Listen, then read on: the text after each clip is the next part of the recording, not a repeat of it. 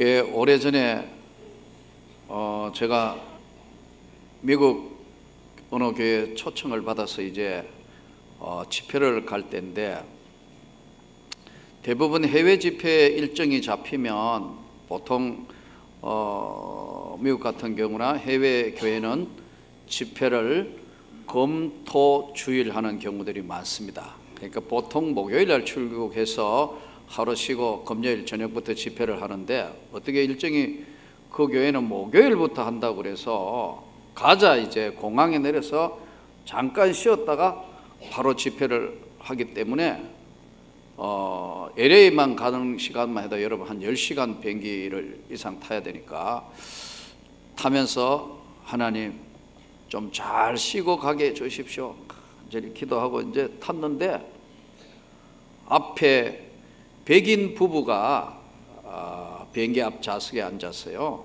앉았는데 아이가 두 명이나 있는데, 한국에서 또 한 아이를 입양해 가지고 키우겠다고 데려가는 거예요. 홀터 아동복지에서 아이를 데려간다고 들었습니다.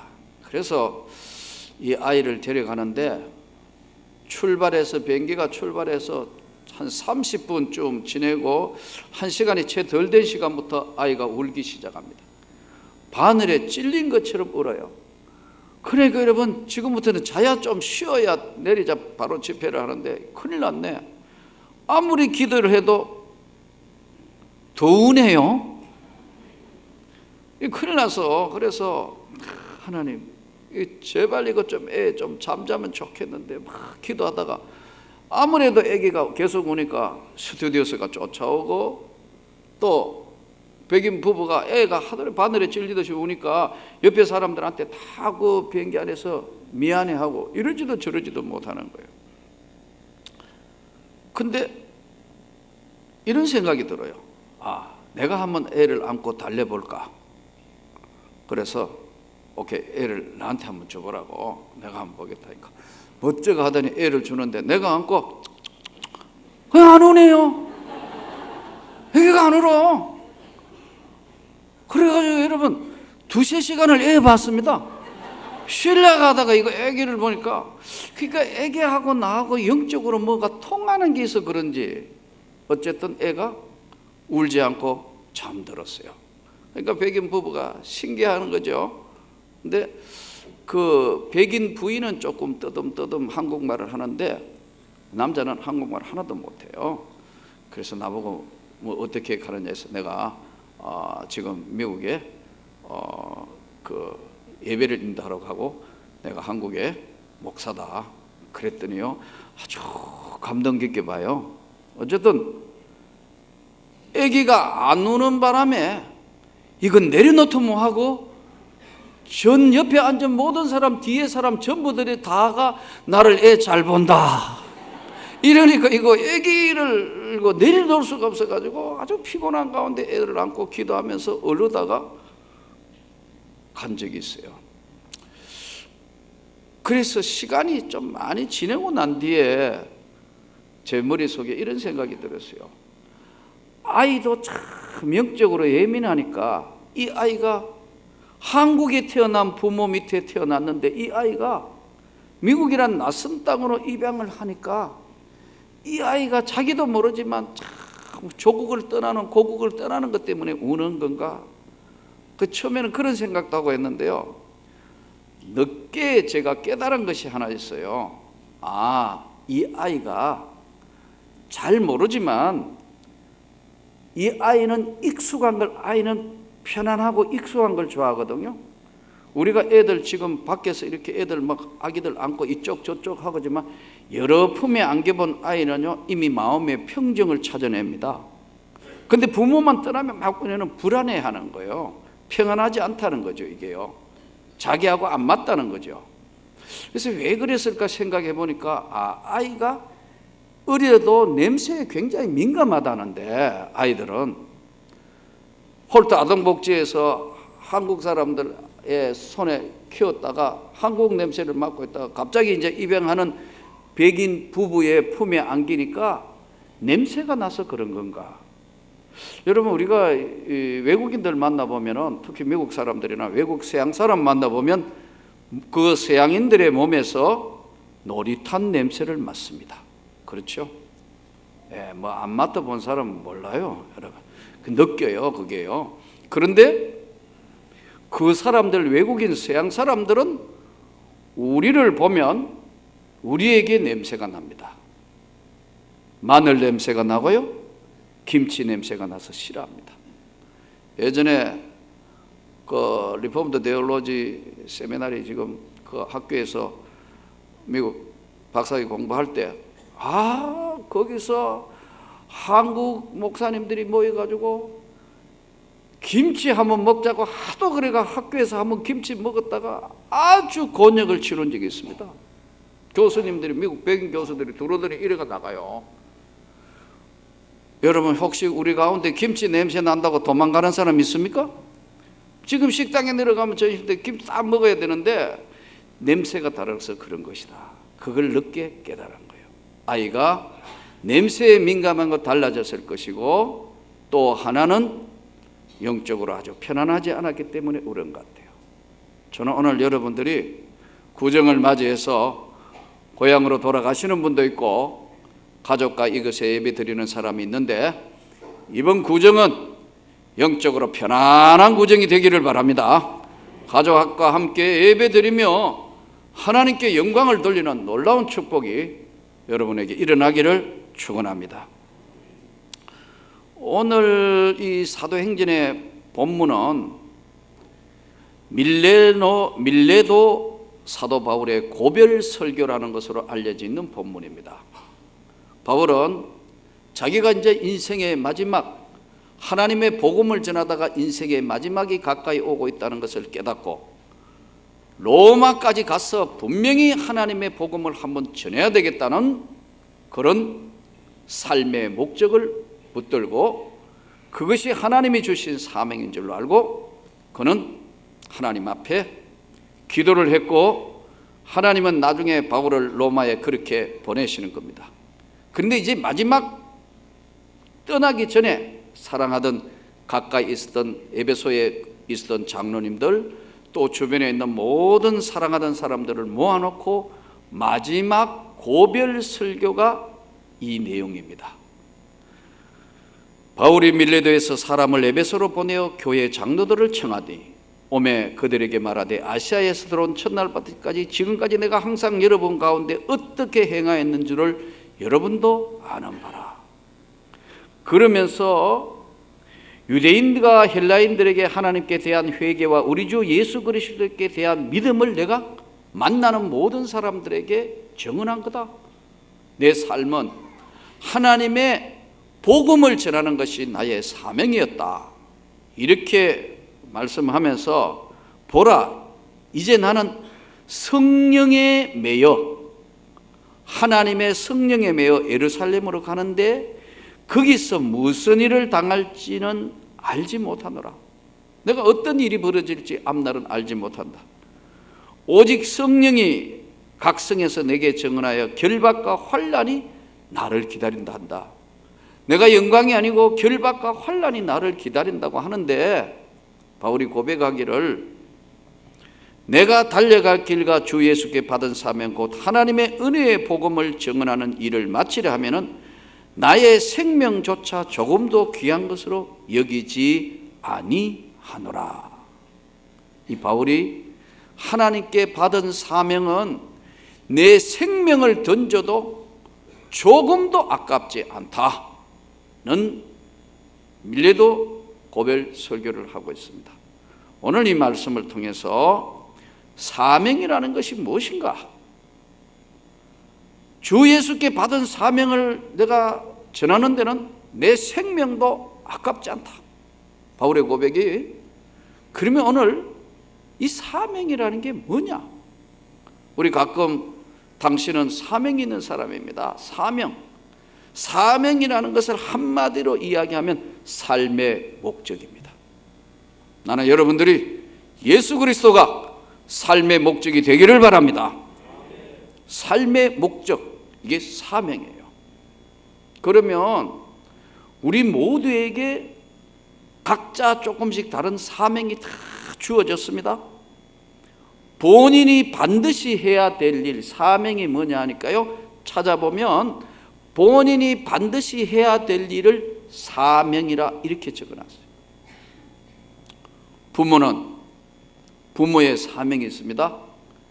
자식들을 돌보고 교육시키고 양육해야 될 부모로서의 사명이 있어요. 또 자식은 부모를 공경하고 사랑하고 잘났든 못났든 내 부모님이니까 내가 부모님을 사랑하고 효도해야 될 책임이 자식에게 부여되어 있는 거예요. 또 남편은 남편으로서의 아내를 사랑하고 성경 말씀대로 귀하게 여겨라. 가장 귀하게 여겨라 아내를. 아내들아, 네 남편 섬기기를 예수 그리스도 섬기듯이 해라. 그렇게 말씀해요. 이게 뭐냐 하면요, 반드시 해야 될 일 도리예요. 저는 이 사명이 오늘날 교회의 사명, 예수께 받은 사명은 뒤로 하고라도 다음에 언급하더라도 여러분, 우리가 기본적으로 지켜야 될 사명이 흔들리는 시대에 살아요. 국가의 조국의 대한민국 백성 국민은 조국에 대한 사명이 있습니다, 여러분. 그렇기 때문에 남자는 군대 갔다 온 거 아니에요. 남하더라도 육군 병장. 예. 사명이 있는 거예요. 이게 지켜야 될 사명이 있다고 이게. 근데 예전에 이 사명에 투철할 만큼 우리 부모 세대는 강했어요.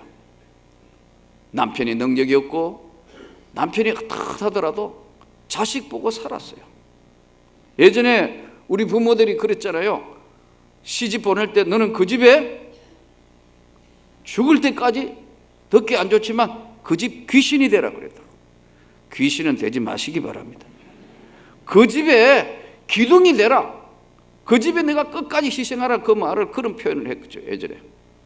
근데요, 요즘 그런 부인이나 자매가 없어요. 안 맞으면 언제든지 나한테 안 맞으면 떠날 준비를 하고 있는 그런 시대가 됩니다. 남편, 아내를 참 공경하고 진짜 귀한 그릇으로 알아. 유리 그릇과 같다 그랬는데 놓으면 깨어져요. 그래서 이거 잘 감당하는 사명으로 해야 되는데 이게 사명이 무너진 시대에 살아요. 예전에는요, 교회의 모든 것들을 이야기하면 직분을 받았을 때 눈물을 흘리며 직분을 받았어요. 요즘 안 그래요. 하나님 앞에 받은 사명도 세상의 영향을 받다가 보니까요, 가정에 대한 또 자신에 대한 이런 사명들도 다 잃어버리고 바뀌어지는 시대에 살다가 보니까 주 예수께 받은 사명도 이거 아무렇지 않게 생각하는 그런 상태가 되어가고 있어요. 저는 여러분들이 가정에 정말 훌륭한 부모가 되기를 바랍니다. 동시에 정말 내 부모를 살아생전에 정말 잘 섬길 수 있는 그런 효도하는 가정이 되기를 바랍니다. 내가 땅에서 잘 되고 장수할 것이다. 성경은 그렇게 말씀합니다. 그러면 오늘 우리가 부모로서, 자식으로서, 남편, 아내로서의 또 이 시대의 하나님의 교회와 조국에 대한 사명을 다해야 되는데, 우리가 본인이 반드시 해야 될 일이 사명, 삶의 목적. 삶의 목적이 분명한 사람은요, 좀 어렵고 힘들더라도요, 행복해질 수 있습니다. 인간은 왜 행복해질 수 없을까? 다른 질문으로 얘기하면 우리는 왜 행복해질 수 없을까 하는 것은요, 성경에서 찾아보면 성경에 나오는 모든 위대한 인물은 단점, 장점 모든 걸 적나라하게 펼쳐놨습니다. 그런데 한 가지 공통점이 있습니다. 저들은 분명한 삶의 목적이 있었기 때문에 노아는 세상이 멸망당할 때 노아는 하나님께 은혜를 입었더라. 은혜 입은 자, 삶의 목적이 확실하고 하나님의 영광을 위하여 사는 거예요. 아브라함, 갈 바를 알지 못했지만 본토와 아비 집을 떠나 내가 지시할 땅으로 가라 했는데 분명한 삶의 목적이 있습니다. 이삭, 야곱, 요셉, 다윗, 성경에 나오는 오늘 사도 바울, 베드로, 요한, 모든 사도들, 한국교회 우리의 믿음의 선조들 전부 삶의 목적이 분명했습니다. 여러분, 삶의 목적이 분명하면요, 여러분의 삶은 새로운 삶으로 행복해질 수 있습니다. 감사가 넘칠 수 있습니다. 환경을 뛰어넘을 수 있습니다. 삶의 목적이 분명하지 못하기 때문에 사명이 흔들리기 때문에 문제가 생겨나는 경우들이 많습니다. 예수 그리스도를 처음으로 믿는 가정에는 하나님이 은혜도 주시지만 사단의 공격과 그 사단의 집요한 것도 약하지 않습니다. 한 가정이 다 주님 앞에 돌아오기까지는 치열한 영적 싸움을 해야 하는 겁니다. 우리 어머니만 하더라도 내가 어머니에게 여러 번 전도하니까 우리 어머니가 나중에는 돌아서서 참 교회를 다니시고 세례 받으시고 그랬지만 어머니가 그런 이야기 하더라고요. 야야, 우리 집에 종교를 바꾸면 집안이 뒤집어질까 봐, 집안이 뒤집어질까 봐 불안해하는 것도 있습니다. 여러분, 예수 믿으면 하나님의 은혜로 축복해 주시는 줄 믿습니다. 절대로 집안이 뒤집어지지 않습니다. 여러분, 안 믿는 사람들이 그런 두려움도 있습니다. 부적을 튀우자 하면 벌벌벌 떠는 사람도 있습니다. 이 집안 전체 다 예수 앞에 돌아오면 이 집안에 큰일이 날 걸 두려워하는 분이 있습니다.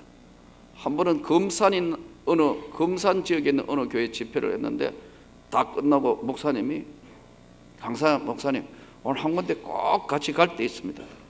어디입니까? 하니까 추도 예배하는데 그 집에 오늘 온 집안이 처음으로 예수 믿기로 해가지고 추도 예배 드리는데 꼭 가셔야 되는데 목사님 강사로 오셨으니까 초청을 했는데 안 가면 시험 당할 거네요. 피곤하신지 아시지만 꼭 가셔야 된대. 가니까요, 이분들이요, 내 앉는 자리에는 딱 제사 지내는 자리예요.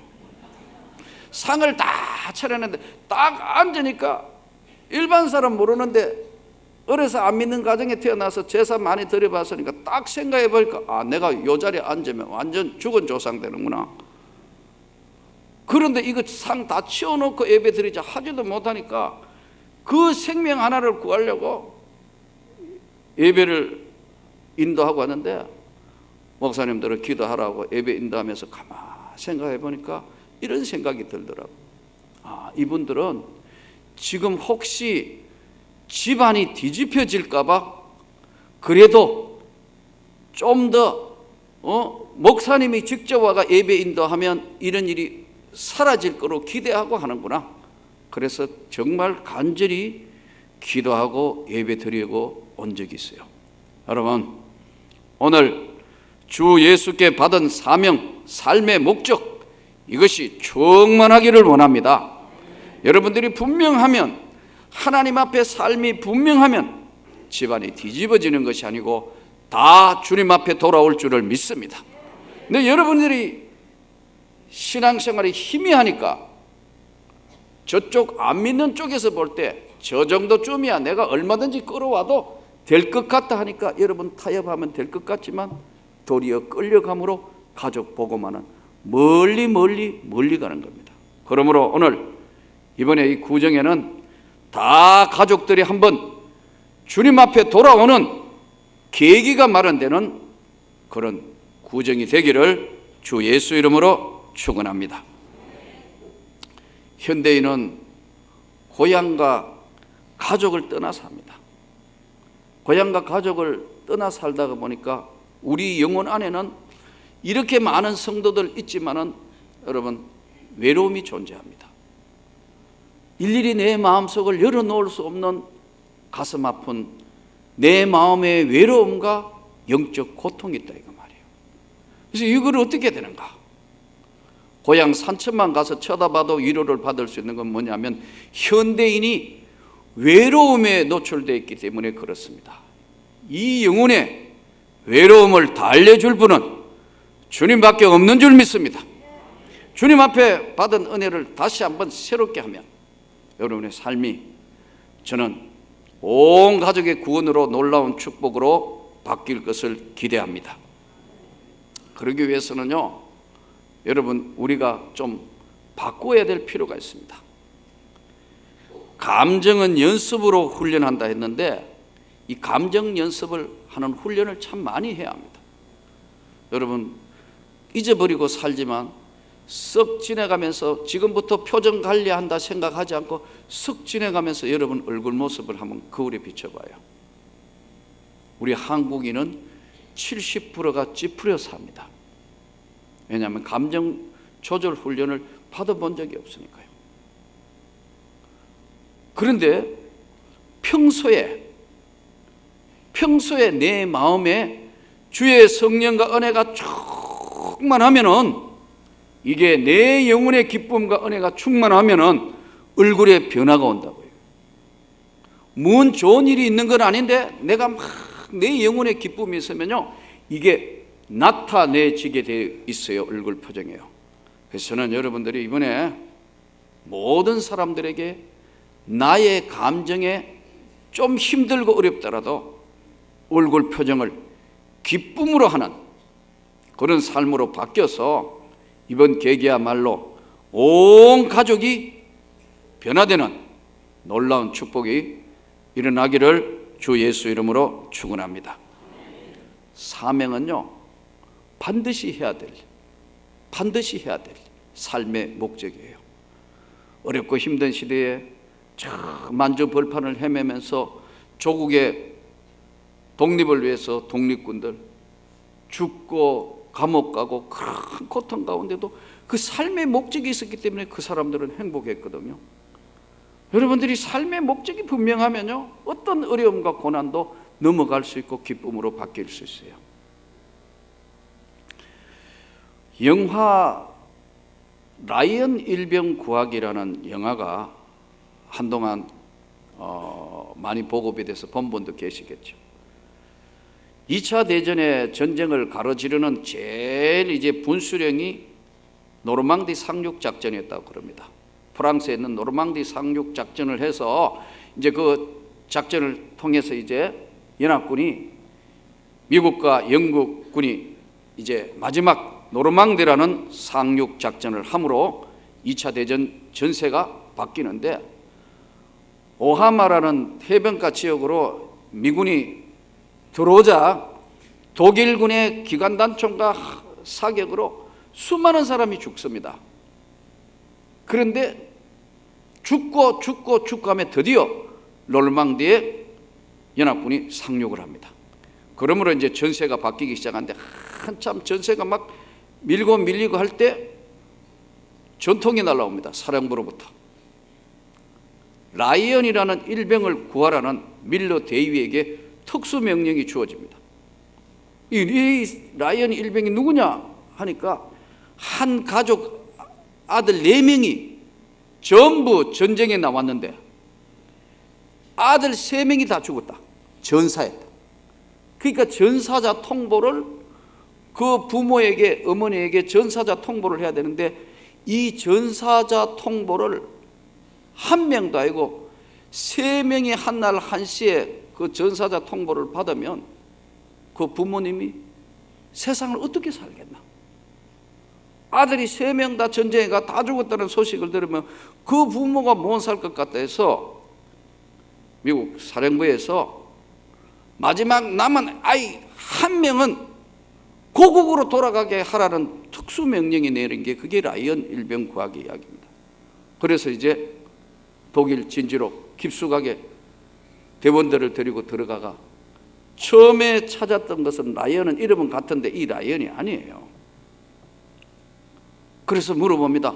너 빨리 고국으로, 형제 3명이 다 전사했다, 너까지 죽으면 안 되니까 빨리 가야 된다니까. 그 다른 라이언 일병이 뭐라고 하냐면, 우리 애들은 아직 초등학교도 안 들어갔는데요. 이 다른 이름이 다른 라이언이라서 보고를 하니까 걔가 아니고 다른 라이언 일병이라 해가지고 찾아가는데, 거기가 라이언 일병이 소속된 게 101 공수여단이에요. 더 적진 깊숙하게 들어가 있어서 그걸 구하려고 또 많은 대원들을 희생해가면서 드디어 독일 진지안까지 거의 다 들어간다. 그 밀러 대위가 드디어 라이언 일병을 만납니다. 너희 형들이 다 사망했다. 너는 반드시 살아서 돌아가야 된다. 이게 우리가 맡은 임무고 사명이다. 너를 살리기 보내기 위해서 우리 대원들이 지금 수많은 죽고 죽으면서 너 하나 살리기 위해서 이 적지까지 들어갔다. 근데 라이언 일병이 뭐라 하냐면은 못 간다는 거예요. 동료들을 두고 내가 어떻게 가겠냐, 나 혼자 살겠다고. 아니다, 너희 형제가 뭘 3명 다 죽였던 부모를 위해서 너는 살아서 가야 된다. 이게 명령이다. 안 가는 거예요.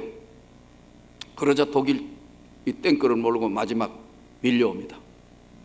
이때 안 가려고 하니까 어쩔 수 없어가지고 밀러 대위가 결정을 합니다. 여기서 우리 대원들은 사수한다. 구하고 왔는데 안 가려니까 끝까지 싸우다가 마지막 그 탱크를 제압하고 밀러 대위는 죽어가는데 공포에 떨고 있는 라이언 일병이 막 공포에 떨고 있는데 다시 명령을 내립니다.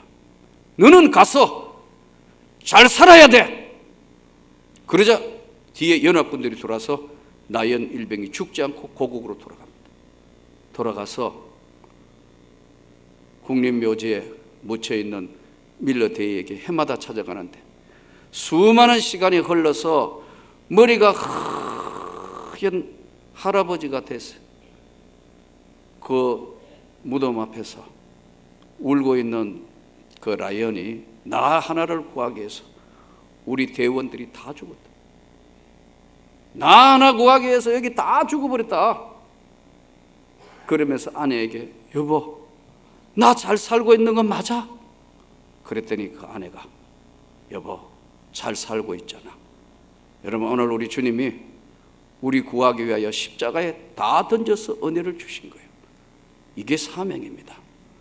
여러분, 포기하지 마시고 이번에도 명절이 되면, 나는 안 믿는 가정에서 예수 믿은 목사가 됐기 때문에 여러분의 심정을 누구보다 잘 압니다.